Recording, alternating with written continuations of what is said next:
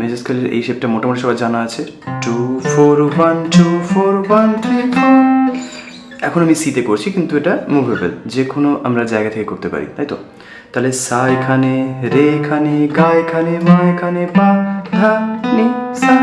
Western ভাষাতে যারা use করে এই সারেগামাটাকে, সেটা হচ্ছে যে তোমার ডো রে মি ফা সো লা রি ডো।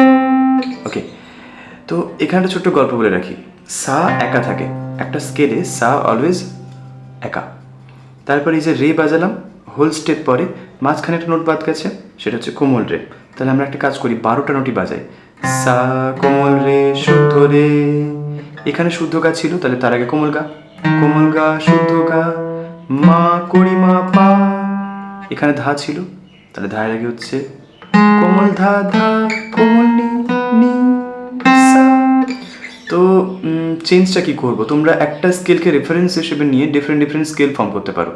এই মুহূর্তে একটা নোট চেঞ্জ করব, সেটা হচ্ছে সা শুদ্ধ রে, শুদ্ধ গা, মা পা শুদ্ধ ধা, কিন্তু শুদ্ধ নিয়ের জায়গায় ইউজ করব কোমল নি, কোমল নি সা।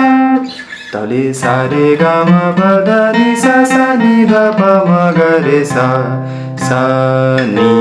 সেক্ষেত্রে সায়ের আগে এই নিটা হবে না, সা নি ধা পা পা ধা নি সা। তাহলে এর অনেক অ্যাপ্লিকেশন আছে, ঠিক আছে? একটা ছোট্ট মিউজিক প্লে করে দেখাই।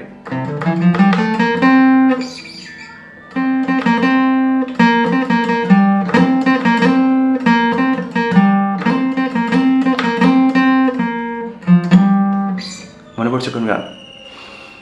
এটাকে কি নাম দেওয়া হয়, মানে অ্যাকচুয়ালি আমি নাম দিচ্ছি না, এটাকে কি বলা হয়?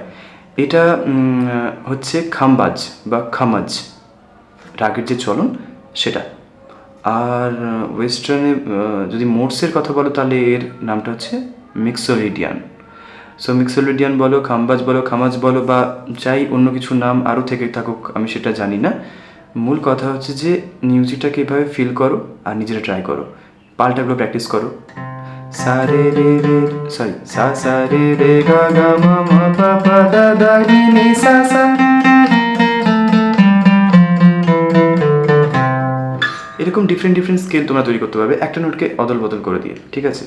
তো সেটা আমরা আজকের ভিডিওতে দেখাচ্ছি না, বাট আজকে মোটামুটি তোমাদের আইডিয়া দিচ্ছি যে এভাবে মিউজিকটাকে ফিল করো। আচ্ছা,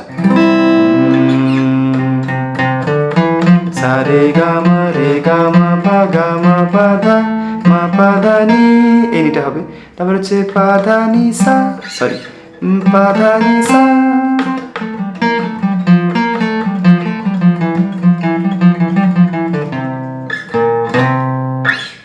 আই হোপ তোমাদের এরকম লেসন ভালো লাগবে।